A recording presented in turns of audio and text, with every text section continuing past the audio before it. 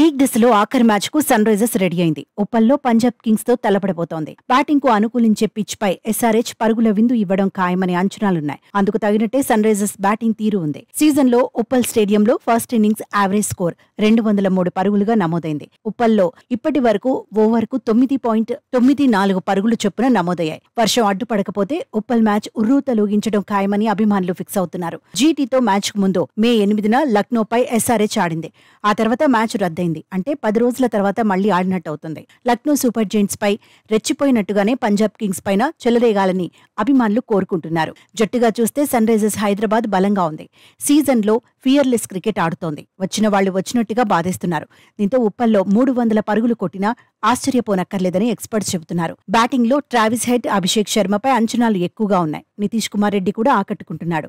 Markram ను మళ్లీ ఆడిస్తారా లేదా అనేది ఆసక్తికరంగా మారింది. ఫస్ట్ బ్యాటింగ్ చేసినప్పుడు అద్భుతంగా ఆడుతున్న సమద్ సెకండ్ బ్యాటింగ్ చేసినప్పుడు మాత్రం రఫ్ ఆడించలేకపోతున్నాడు. కీలక దశలో సమద్ పంజా విసిరాలని టీం మేనేజ్మెంట్ కోరుకుంటోంది. క్లాసెన్, షాబాజ్ మీద ఫోకస్ ఎక్కువగా ఉండబోతోంది.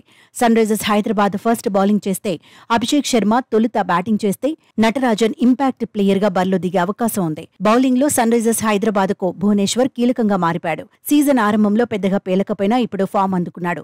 తొలి 8 మ్యాచుల్లో భువనేశ్వర్ 4 వికెట్లు తీశాడు. చివరి 4 మ్యాచుల్లో 7 వికెట్లు దక్కించుకున్నాడు. పవర్ ప్లేలో బెస్ట్ బౌలర్ అనిపించుకుంటున్నాడు.